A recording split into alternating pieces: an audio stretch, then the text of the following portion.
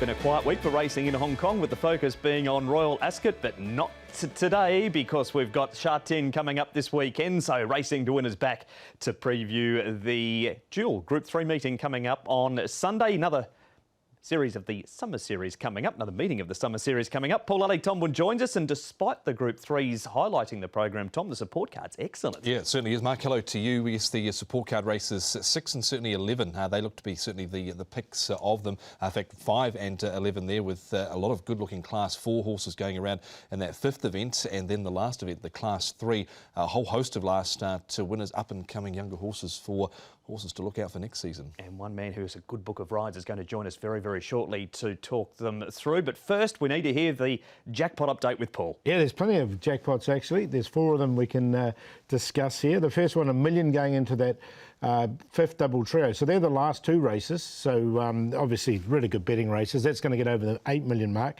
There's 3.8 million going into the 6-up win bonus. That should get over the 10 million mark. There's $1 million going into our features for the quartet and first 4 merge pools, races 6 and 8.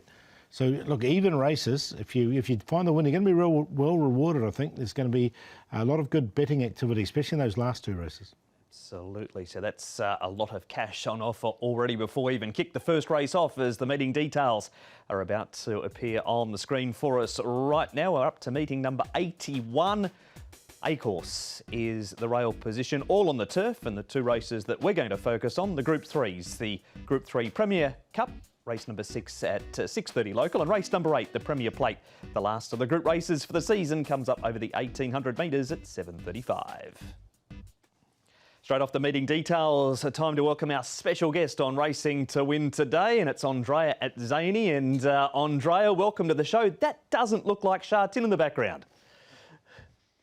Yeah, it is, because the weather is good in Sha Tin, and as you can see, the apartments have improved since I've been here. So you've been away. Whereabouts are you in the world?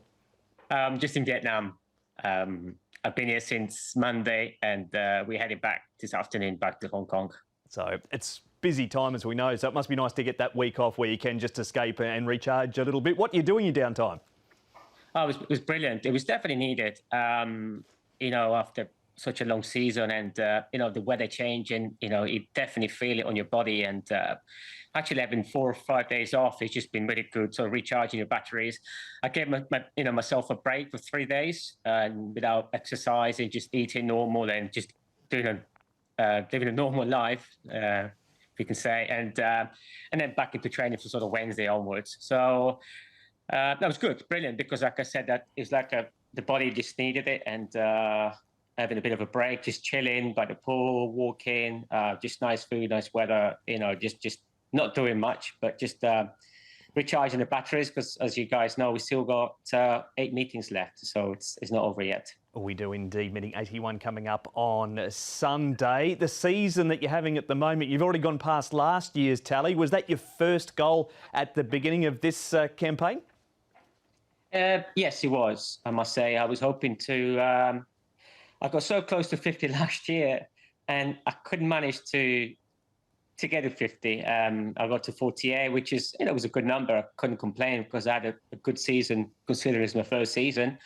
And I couldn't quite manage to get to 50. And my aim this season was obviously to try to ride as many winners as I could. And I was obviously trying to pass the numbers compared to last year, which I have already. And so far, so good. Not only the wins, Andrea, your placings have been very consistent too. Your numbers are very even across the board. You must be happy with the way you're riding? Yeah, it's a lot of placing. So the first 3 months of the season were a little bit slower than I would have liked. A lot of seconds and just not getting on the right horses. And it just took me a bit of time to sort of get going again. But in the last 6 months, it's really picked up. And, I've had a really good back end of the season. But it's like anything, if you don't get the support, it's very hard to get the numbers. And I've been lucky that I've had a lot of support for literally every trainer in Hong Kong, and our road winners for many trainers. And so yeah, if it wasn't for the help and the support from the owners and the trainers, I wouldn't have had the numbers that I've had. So I'm pretty happy with the season. Such a momentum place, Andrea. Does that help again that the trainers then come to you when you're riding well and you get offered the better horses and pick horses, different numbers in the race, say 1, 2, 3 or 4 rides to choose from? Well, as you know, obviously, once you get the winners, the supports sort of comes a little bit easier. And but at the same time, you gotta keep turning up and keep riding the winners, because sometimes you could go racing and have a good book of rides. You could draw a blank, which can happen really easily in Hong Kong. And some days you think you've got average rides, but you come home with a double or whatever.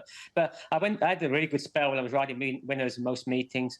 But in Hong Kong, you can change very quickly. I think anywhere, not just Hong Kong, anywhere in our sport, you can easily get the numbers up and get the support, but it can go the other way around quite quickly. So it's not a place they want to take the foot off the pedal. And I was trying to ride as well as I could and keep everybody happy, and also trying to stay out the stewards room, which is very important. And touch wood has been good. And let's hope we can finish the season on a high.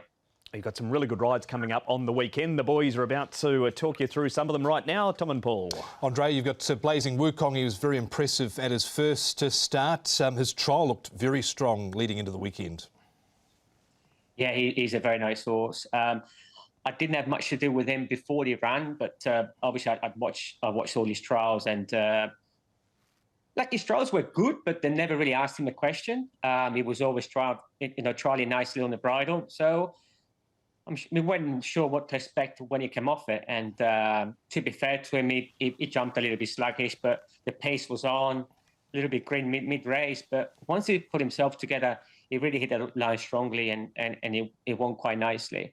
And as you said, his trial the other day was good. It looks like he's sharpened up a lot since his run. He jumped quick and he travelled strongly. And he's a nice horse. This is only a 3-year-old. He's a big, heavy horse. And whatever he'll do now, which, listen, he can't do any more than obviously win a race, I'm sure he'll be a better horse next season. And it looks like he's met a really strong field this weekend as well. It has.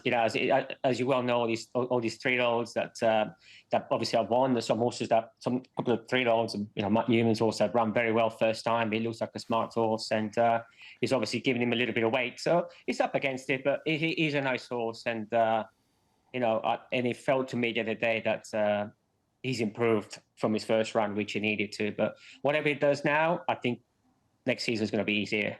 And Patch of Theatre in the Premier Cup, one of our features, a horse you haven't ridden before. How did you come about getting the ride on him?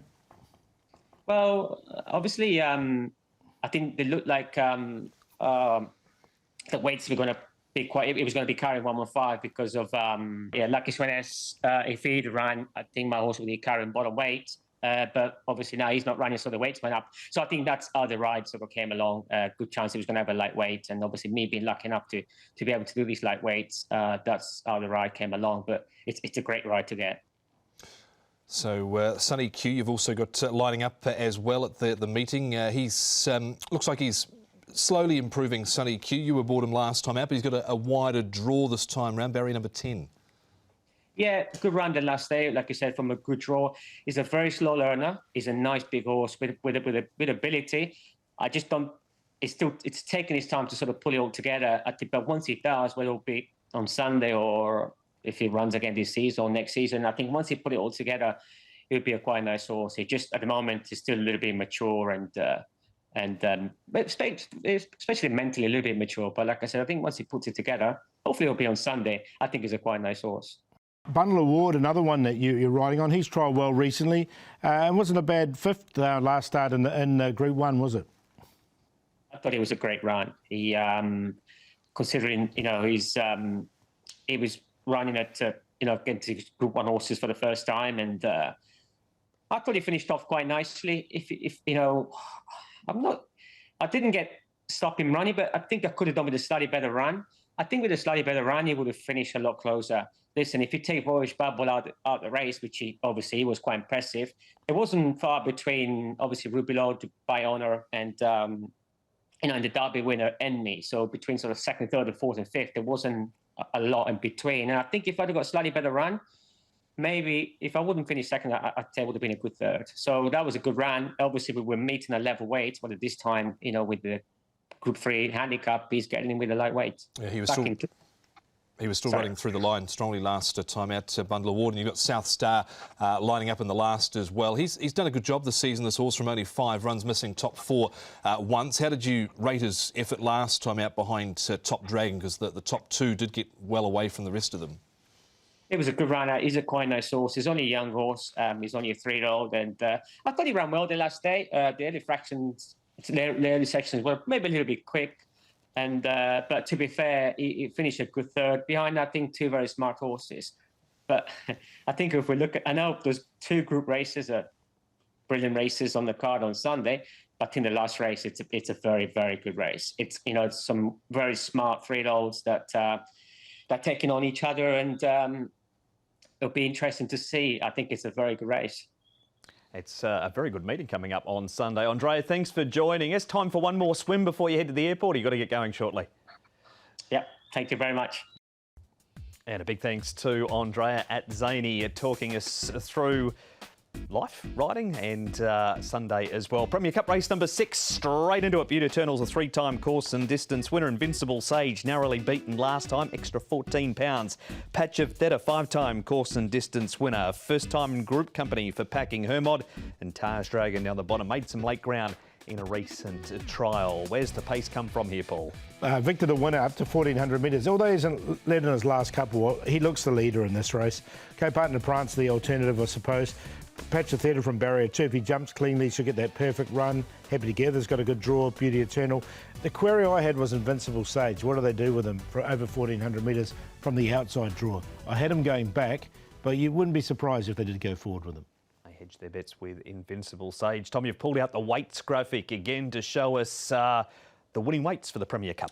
Well, this race is a little bit different to, of course, the Premier Plate. Only one horse has been able to win this in the last 10 years, carrying more than £130. And, of course, that was the Wizard of Oz, going back to 2017 when he was right up there in the weight. So you've got, of course, the lighter weighted horses, Paul, but certainly those in the middle of the handicaps can win as well. Yeah, look, the ones that are over 130 in this race are Victor the Winner and Beauty Eternal. So looking at those statistics, every other horse has really given it a chance in this.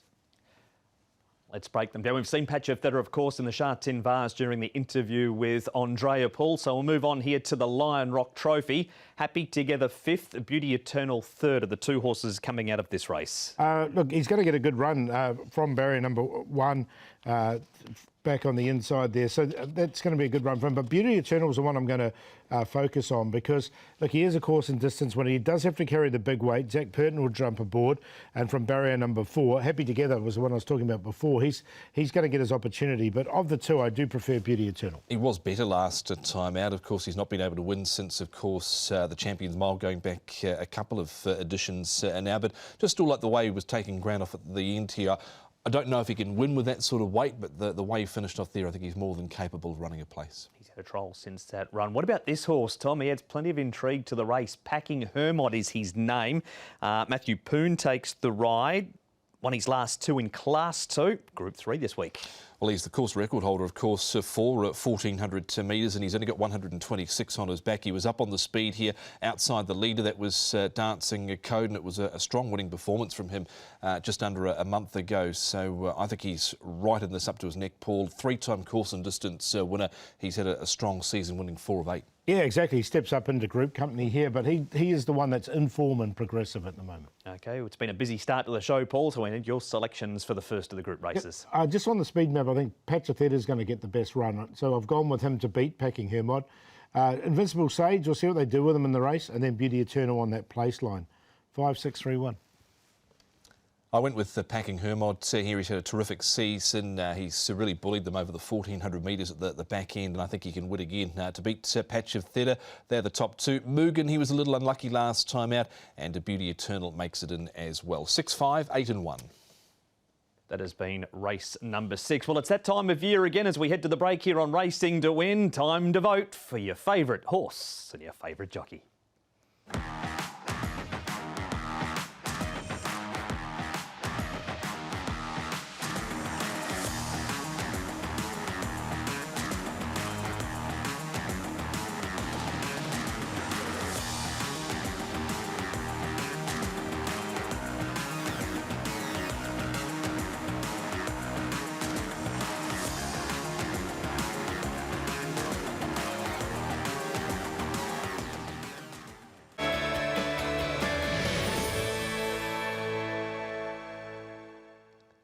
Welcome back to Racing to Win. The preview is for Sha Tin Twilight on Sunday as part of the summer series. Out of the break, Paul, it is time to bring up the last run reminder, and we are channeling Steve McQueen. We are. Lucky McQueen there in race number 3. Only had the one start. This is it. We can see it here when he ran 5th. Now, he drew wide and he never got anywhere closer than 3 wide the whole race.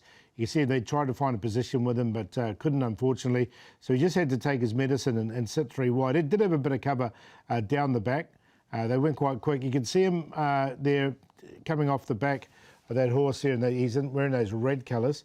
And he really finished off strongly here, I thought, for 5th. It was a really good debut run from him.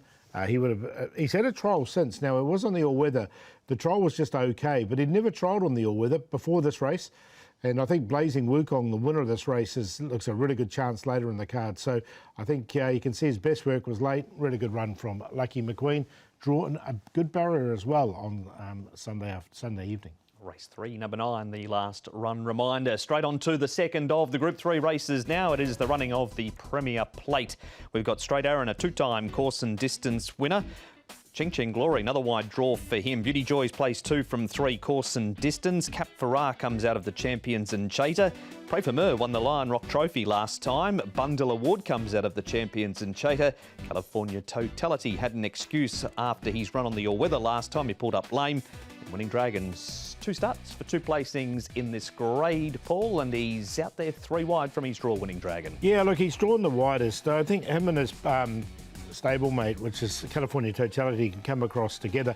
Now, the query is, can Pray for Mer cross Sword Point? Because they're both really strong leaders. I think he can, though, and I think that's his best chance of winning Pray for Mer, because he did lead all the way at his last start. And Shude can get himself into a nice place. Ching Ching Glory likes to go forward. He'll need some cover. Cape Farrar likes to go forward too, but he's got a tricky draw there in barrier 9. Back to a Bundle Award. I think he'll go back in distance here. And Beauty Joy. Now, one thing in all these horses' favour is there's such a big run to that first bend. They have got their chances to find their positions. Straight from the speed map, Tom, you've got the weights out for this one as well. This one's a little bit different than we've seen over the last few meetings when you've produced this graphic. I was surprised going through it. Obviously, horses with bigger weights here have generally done well with 130 plus pounds, but also a relatively even spread with the lighter weights there, anything from 129 down. But shows you can carry weight in this race and still win. He's had a busy day, Tom Woody's done the weights graphic. He's also been out at Sha Tin early on this Friday morning to talk to John Sires about his 2 runners in the second of the Group 3s. John, 2 runners in the Premier Plate this weekend ensued the first of them, but things didn't really go to plan from the start in the Champions and Chater last start. No, he had no luck last start, but and the race didn't pan out well for him.